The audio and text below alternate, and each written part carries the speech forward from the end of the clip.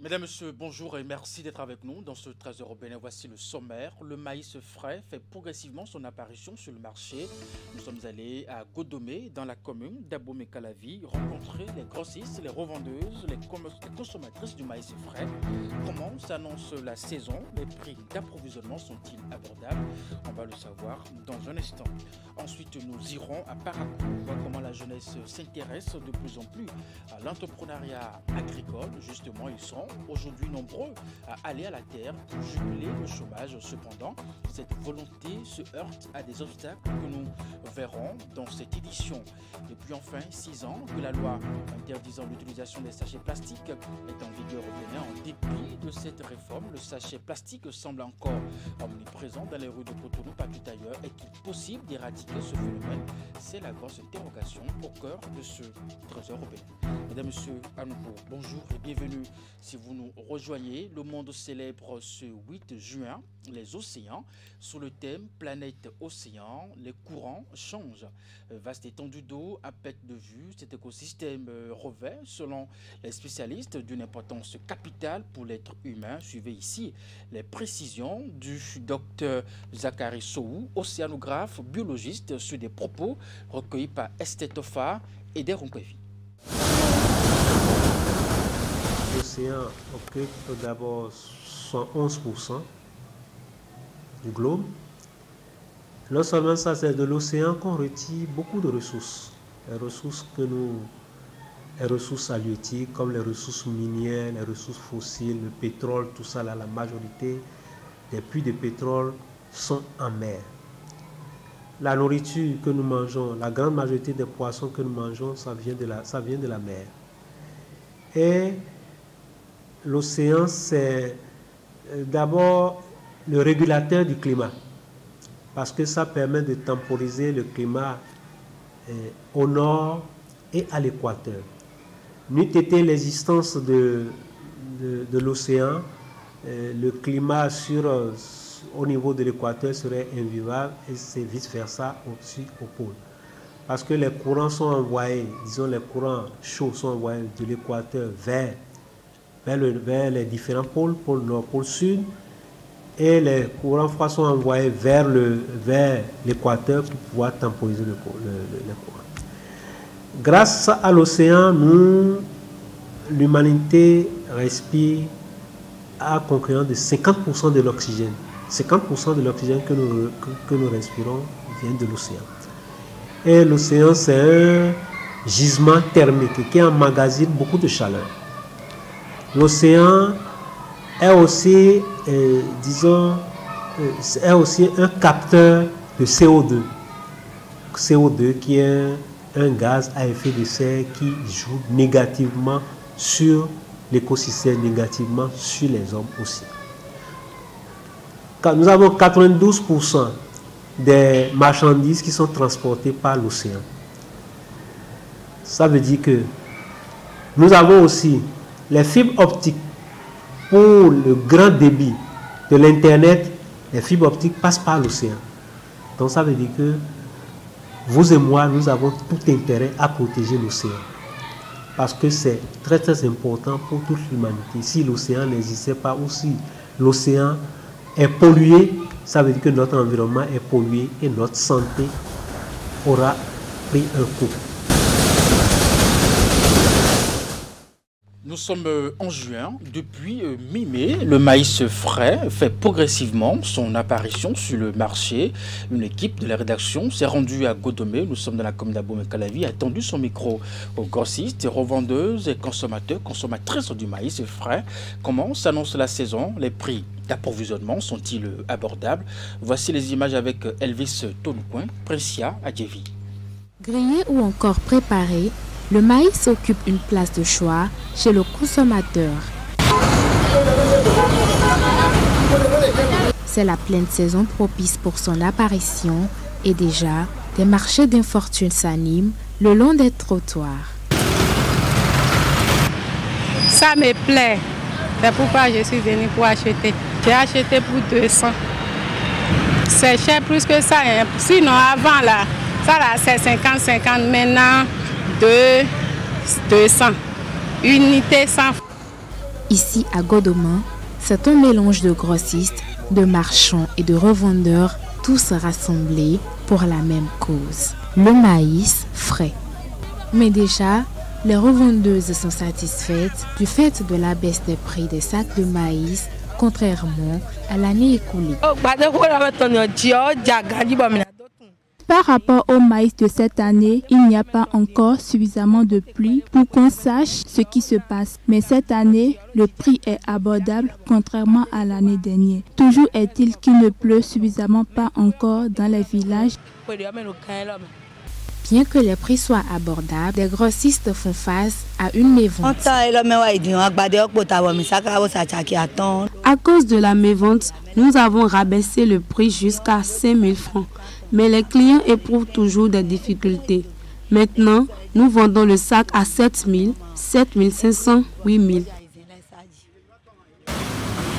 Néanmoins, les acteurs de la chaîne restent convaincus que de meilleurs jours s'offriront à eux les semaines à venir. Et puis nous irons à Parakou à présent, voir comment la jeunesse s'intéresse de plus en plus à l'entrepreneuriat agricole. Ils sont aujourd'hui nombreux à aller à la terre pour juguler le chômage. Cependant, cette volonté se heurte à des obstacles que nous verrons dans ce reportage de Jacques Dégué, Socrate d'Antony. Face au taux de chômage et de sous-emploi élevé, tous les observateurs s'accordent pour reconnaître que l'entrepreneuriat, et surtout l'entrepreneuriat agricole, est la solution pour nous sortir de crise. À Parakou, troisième ville à statut particulier du Bénin, la jeunesse semble commencer par comprendre le message. Nous avons des jeunes aujourd'hui, soit diplômés sans emploi, soit déscolarisés, qui font carrière dans le secteur agricole. Et ils le font de façon plus moderne que ce que nous avons connu par le passé avec nos parents. Autrement dit, ils ne vont plus à l'agriculture avec la houe ni les coucoupes, mais ils le font comme une entreprise agricole au sens réel. Ça veut dire qu'ils définissent en fait l'ensemble des composants d'une entreprise, à savoir les coûts de production, les différents charges, et puis éventuellement le chiffre d'affaires attendu pour dégager effectivement si l'activité peut être rentable ou pas. Avec des hommes et des idées novatrices, loin de l'agriculture de subsistance d'entretemps, plusieurs jeunes se sont tournés vers la terre, même s'ils se heurtent à plusieurs obstacles. Au-delà d'abord de difficultés de financement qui est transversale à la plupart des secteurs de l'entrepreneuriat, il faut noter la question de rentabilité dans le secteur de l'agro-business. Il y a aussi le côté industrialisation de l'agriculture qui n'est pas encore à la hauteur. Nous, jeunes dans le secteur, n'ayant pas de matériel et équipements adaptés, nous sommes confrontés à une faible production face à un marché international qui déverse des produits sortis de la production à l'échelle, qui viennent avec un prix de vente très très compétitif. La bonne nouvelle cependant est que ces difficultés peuvent être surmontées. La première des choses, c'est de se faire former. Il faudrait avoir un minimum de moyens que ce soit technique, il faut être techniquement bien. Il faut avoir également des moyens financiers pour acheter des semences ou des sujets pour le démarrage. Il faut aussi avoir les moyens pour avoir la terre, parce que c'est la terre qui reçoit toutes ces cultures-là, que ce soit en élevage, en agriculture ou en pisciculture, c'est la terre.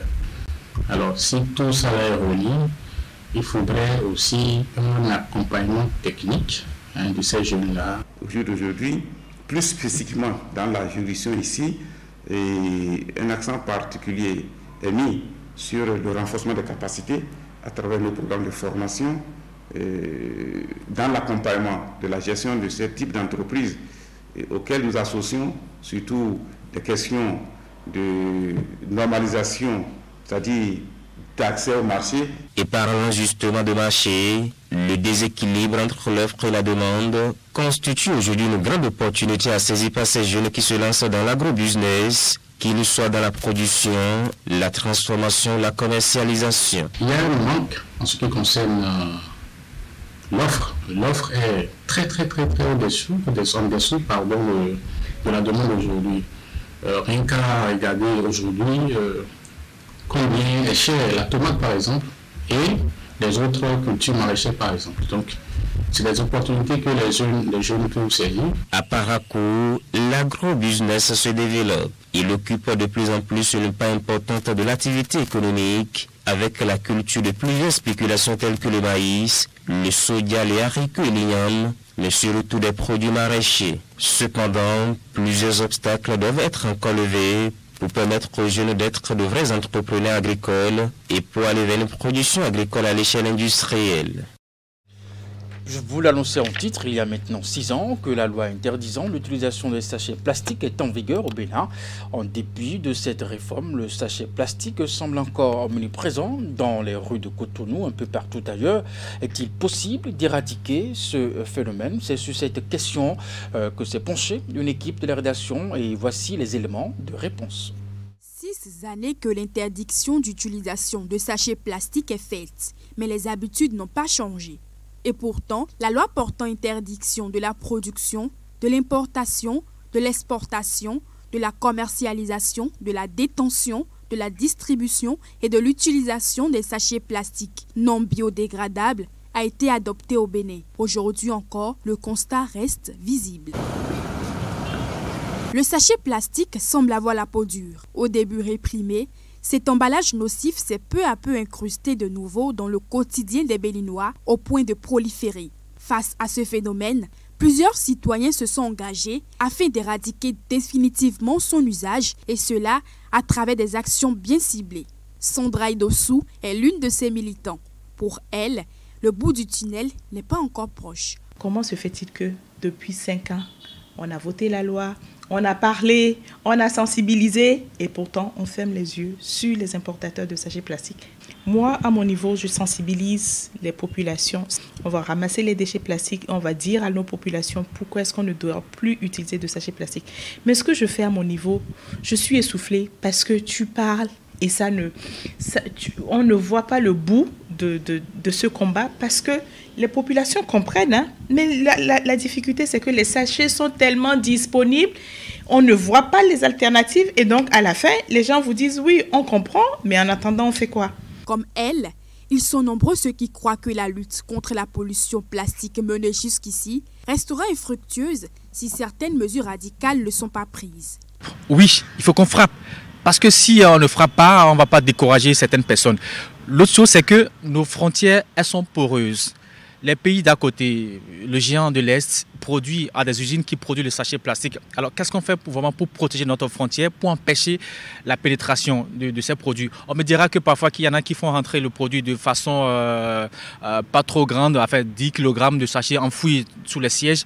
Je suis d'accord avec ça, que nos frontières vraiment soient mieux protégées et qu'on donne les moyens à nos forces de sécurité, qu'on associe la police à cela, qu'on associe aussi la police environnementale à cette lutte. Et je suis qu'on peut arriver à bout et aussi qu'on applique de façon rigoureuse cette loi qu'on s'est donnée depuis 2017. Fermer nos portes aux sachets plastiques, oui. Mais dans quoi emballerions-nous nos aliments et autres? Une préoccupation du gouvernement. Le mois de juin étant le mois de l'environnement, des séances d'échange sont organisées afin de réfléchir aux solutions contre la pollution plastique. Les solutions à la pollution plastique, le gouvernement béninois a déjà anticipé en prenant une loi, la loi 2017, portant interdiction des sachets plastiques non biodégradables en République du Bénin. Nous avons fait la promotion des alternatives, des sacs réutilisables. On a recruté des ONG qui fabriquent, qui produisent des feuilles végétales et qui les traitent en remplacement aux emballages. Et au niveau de ce mois, certaines ONG qui travaillent sur le traitement des feuilles végétales vont impacter certaines localités comme Sémé, à titre pilote bien sûr, et Togben et Dangbo, pour apprendre aux communautés comment on revient à l'ancienne méthode pour que les aliments soient emballés dans les feuilles végétales appropriées. Menace présente partout dans le monde, la pollution plastique est d'ailleurs le phénomène sur lequel les réflexions sont portées. Ceci dans le cadre de la Journée mondiale de l'environnement, célébrée chaque 5 juin pour conscientiser sur son élimination. L'année académique 2022-2023 prend fin selon le calendrier scolaire officiel le 30 juin prochain. Mais il est constaté dans certains établissements que les élèves sont libérés depuis le mois de mai. Un fait que les autorités sous tutelle ont déploré à travers un rappel à l'ordre. Certains syndicalistes donnent leurs avis sur la question, sur des propos recueillis par Esther Tofa, Moufid Sabouran. L'école est unique.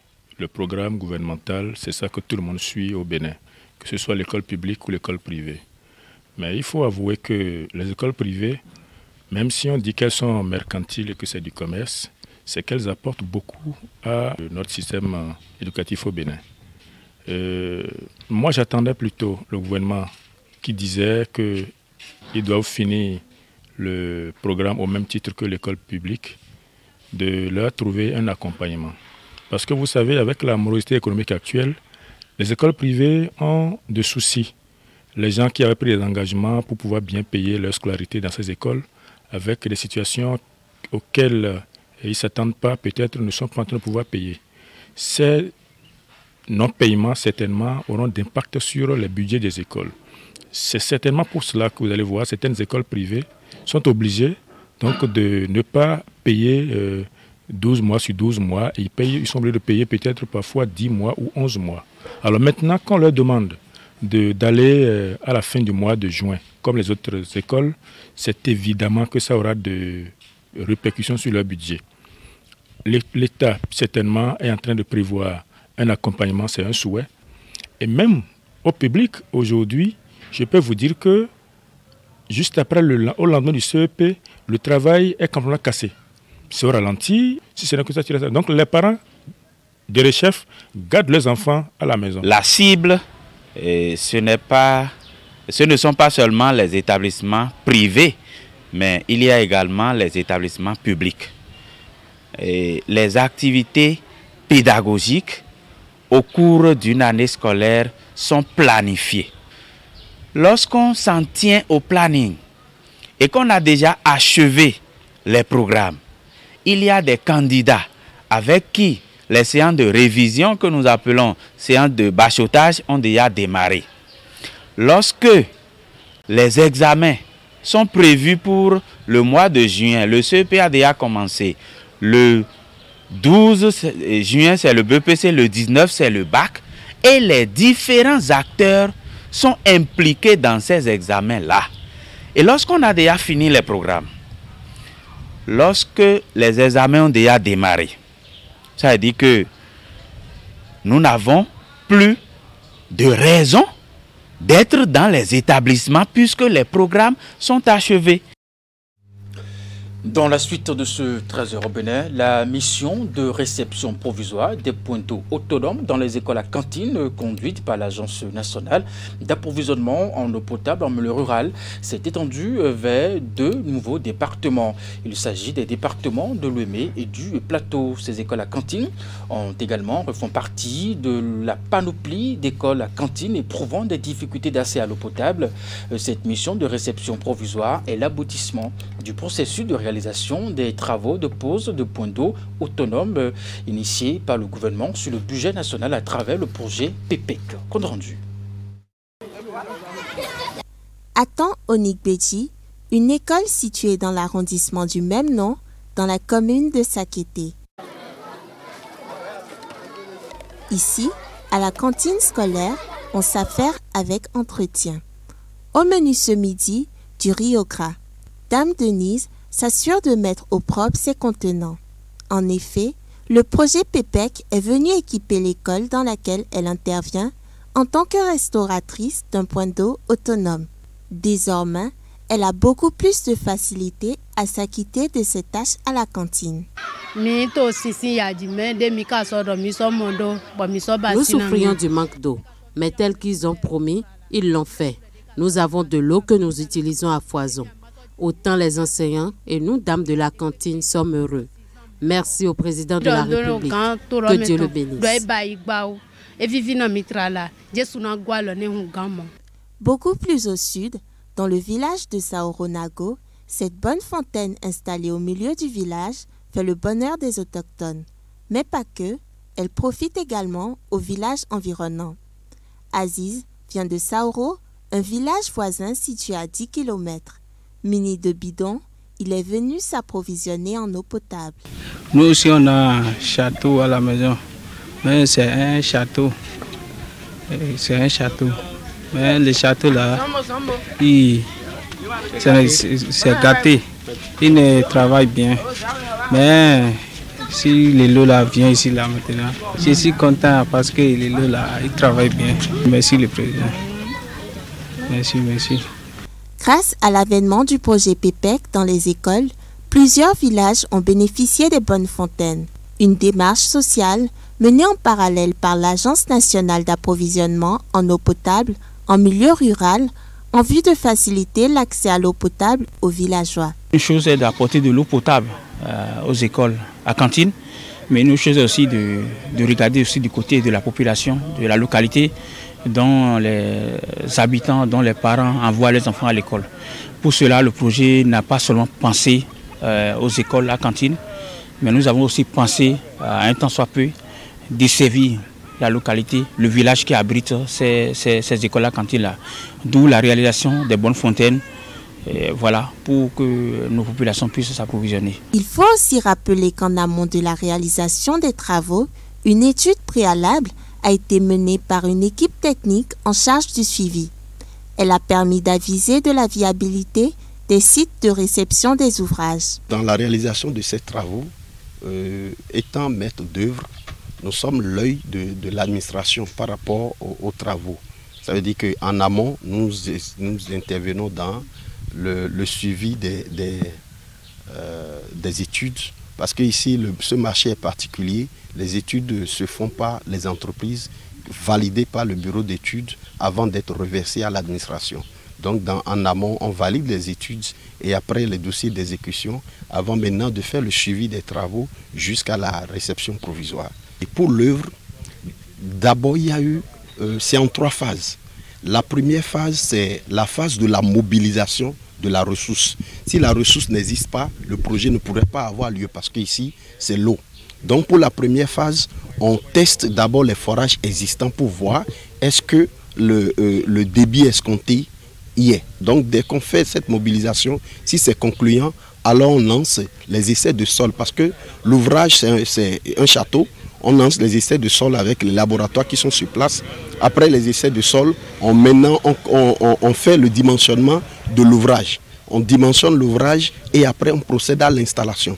À ce volet, il faut aussi ajouter le respect des normes écologiques qui ont également permis d'assurer la sauvegarde environnementale des différents sites de réalisation des ouvrages. Comme vous le constatez, c'est un projet qui a pris en compte également le volet environnemental parce que les sites qui doivent abriter les ouvrages sont des sites sensibles parce que ce sont des sites qui abritent déjà des écoles. Étant donné que ce sont des sites qui abritent des écoles, il y a des écoliers, il y a les enseignants. Donc en termes de sécurité et puis sécurité hygiène, il faut être vraiment sensible. Donc l'agence a demandé à l'entreprise de respecter les règles d'hygiène et de sécurité pendant la phase de construction des ouvrages, ce qui a été respecté et on l'a constaté pendant la phase de constat d'achèvement. Dans les départements de l'Ouémé Plateau, les communes de Kétou et de Bonou ne sont pas en reste des réalisations du projet PEPEC. Au total, 10 points d'eau autonomes et 6 extensions ont été installées dans les écoles. Et pour finir, l'Agence nationale d'approvisionnement en eau potable en milieu rural a procédé également à la réception provisoire des derniers points d'eau autonomes des écoles à cantine réunies dans le département du Zou et des collines. Cette étape est la dernière d'un périple de 3 semaines à travers 6 départements. Plusieurs écoles à cantine peuvent désormais se réjouir de la disponibilité de l'eau potable. Les images.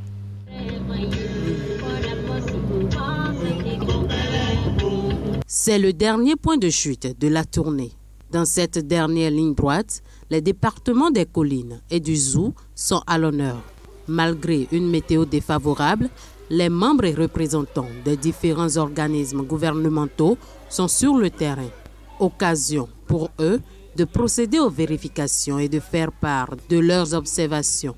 Pour le directeur de l'école, la mise en place de ce point d'eau autonome est salutaire. je peux déjà dire que l'arrondissement de Diegbé est un arrondissement qui a des soucis d'eau. Et par rapport à la cantine scolaire, les enfants venaient avec de l'eau depuis la maison. De l'eau pas propre. Et ça mouillait d'abord leurs cahiers et tout.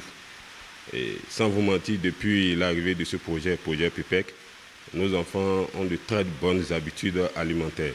D'abord, sur le plan sanitaire, nous avons constaté depuis lors que le problème de santé a diminué parce que les enfants prennent déjà de l'eau potable. À la prochaine escale, la délégation s'est arrêtée à Banté, à l'école primaire publique de Gocha. Un tour rapide à la cantine permet de remarquer que l'heure du déjeuner approche. Les restauratrices de la cantine ont les mains au fourneau. Avec l'eau à disposition, elles avouent avoir plus de facilité à cuisiner, ce qui n'était pas forcément le cas auparavant. Merci au président Patrice Talon. Grâce à vous, nous avons de l'eau ici à la cantine. On est vraiment contents. Nos souffrances se sont achevées. C'était difficile pour nous auparavant. Notre joie est immense maintenant que nous avons de l'eau. Merci à lui. Pour Alida, élève en classe de CM2, ce sont des kilomètres de marche que le projet PEPEC lui a épargné. Elle s'en réjouit et remercie le gouvernement. Je pars à quelques pas de distance pour aller puiser de l'eau. J'ouvre la robinet et je prends de l'eau facilement. Je remercie le gouvernement d'amener l'eau potable dans notre école ou dans notre village. Pour sa part, le directeur a souligné les changements drastiques qui sont intervenus dans le déroulement des activités pédagogiques. Il a également lancé un cri de cœur à l'endroit du gouvernement afin que les autres écoles ayant des difficultés d'accès à l'eau potable puissent en avoir. Ça nous a beaucoup aidé, sinon c'est sur des kilomètres avant qu'on faisait parcourir les enfants pour pouvoir avoir de l'eau. Mais depuis que ce château est fonctionnel, vraiment, ça nous a vraiment allégé toutes les tâches et les activités pédagogiques démarrent au bon moment.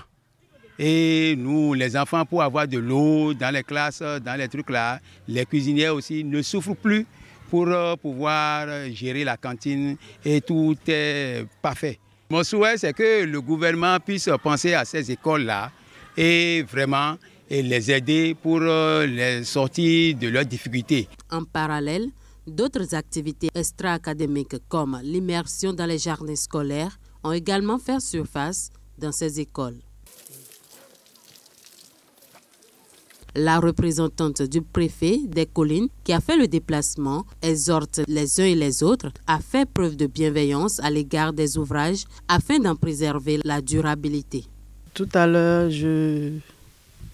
j'ai souhaité que les collectivités territoriales, les mairies qui ont pu bénéficier de ces ouvrages, qu'elles puissent prendre les dispositions dans leur plan d'entretien et que ces ouvrages soient entretenus parce que l'essentiel c'est l'entretien. Il ne suffit pas de construire, c'est l'entretien qui permet de bénéficier dans la durée de ces ouvrages. Composés d'une structure métallique, les points d'eau autonomes sont équipés d'un château en matériaux composites d'eau relié à la station de pompage par des tuyaux aménagés. Ici, comme nous sommes dans l'ère des nouvelles technologies, nous avons opté à utiliser le soleil. Le soleil pour éviter les corvées pour les carburants ou bien tout ce qui est électricité. Donc, et le soleil que nous avons utilisé, le pompage est fait au fil du soleil. On n'a pas mis des batteries qui attirent la convoitise des gens et qui fait que la plupart des soleils qui sont avec batterie où les gens volent, comme on a constaté au niveau des lampadaires. Donc ici, c'est au fil du soleil. Dès que le soleil se lève, la pompe commence et envoie alors l'eau dans le château. D'un montant global de plus de 6 milliards de francs CFA, le projet PEPEC, à travers son lot 2 de la zone sud, regroupe les départements du Mono Koufo, de l'Ouémé Plateau, du Zou et des Collines. Au total, 29 postes d'eau autonome PEA démontables réalisés sur la base de forages à motricité humaine existants et 18 extensions sont aménagées vers les écoles à cantine scolaire.